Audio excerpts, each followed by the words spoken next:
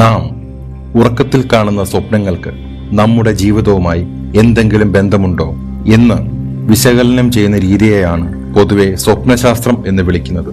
ഇതിനെ പ്രധാനമായും രണ്ട് രീതിയിൽ സമീപിക്കാറുണ്ട്.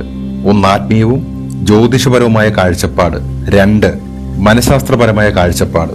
പുരാതന ഭാരതീയ വിശ്വാസമനുസരിച്ച് സ്വപ്നങ്ങൾ വരാനിരിക്കുന്ന കാര്യങ്ങളുടെ സൂചനകളാണ്. ജ്യോതിഷത്തിലെ ഒരു ശാഖയായി ഇതിനെ കണക്കാക്കുന്നു. ആന, വെള്ളം, പൂക്കൾ, ഫലങ്ങൾ എന്നിവ സ്വപ്നം കാണുന്നത് ഐശ്വര്യത്തിന്റെ ലക്ഷണമായി കരുതുന്നു. പാമ്പ് കടിക്കുന്നത്, ഉയരത്തിൽ നിന്ന് വീഴുന്നത്, പട്ടി കടിക്കുന്നത് തുടങ്ങിയവ വരാനിരിക്കുന്ന തടസ്സങ്ങളുടെയോ ശത്രുഭയത്തിന്റെയോ സൂചനയായി വ്യാഖ്യാനിക്കുന്നു. ബ്രഹ്മമുഹൂർത്തത്തിൽ, അതായത് പുലർച്ചെ 3 മുതൽ 5 വരെ കാണുന്ന സ്വപ്നങ്ങൾ വേഗത്തിൽ ഫലിക്കുമെന്നും അർദ്ധരാത്രിയിൽ കാണുന്നവയ്ക്ക് ഫലം കുറവാണെന്നുമാണ് വിശ്വാസം. മനഃശാസ്ത്രജ്ഞനായ സിഗ്മണ്ട് ഫ്രോയിഡിന്റെ അഭിപ്രായത്തിൽ സ്വപ്നങ്ങൾ നമ്മുടെ ഉപബോധ മനസ്സിലെ ആഗ്രഹങ്ങളുടെയും ഭയങ്ങളുടെയും പ്രതിഫലനമാണ്.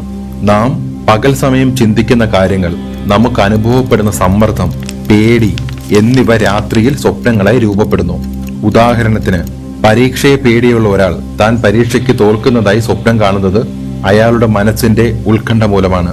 സ്വപ്നങ്ങളുടെ ശാസ്ത്രീയത ആധുനിക ശാസ്ത്രം പറയുന്നത് ഉറക്കത്തിന്റെ REM ഘട്ടത്തിലാണ് നാം സ്വപ്നങ്ങൾ കാണുന്നത് എന്നാണ്. തലച്ചോറ് വിവരങ്ങൾ ക്രമീകരിക്കുകയും അനാവശ്യമായവ ഒഴിവാക്കുകയും ചെയ്യുന്ന പ്രക്രിയയുടെ ഭാഗമാണിതെന്ന് ശാസ്ത്രം കരുതുന്നു. സ്വപ്നങ്ങളെ ഒരു ദിവ്യ സന്ദേശമായി കാണുന്നതാണ് പരമ്പരാഗത സ്വപ്നശാസ്ത്രം. എന്നാൽ നമ്മുടെ ഉള്ളിലെ ചിന്തകളുടെയും വികാരങ്ങളുടെയും കണ്ണാടിയായി അതിനെ കാണുന്നതാണ് ശാസ്ത്രീയമായ രീതി.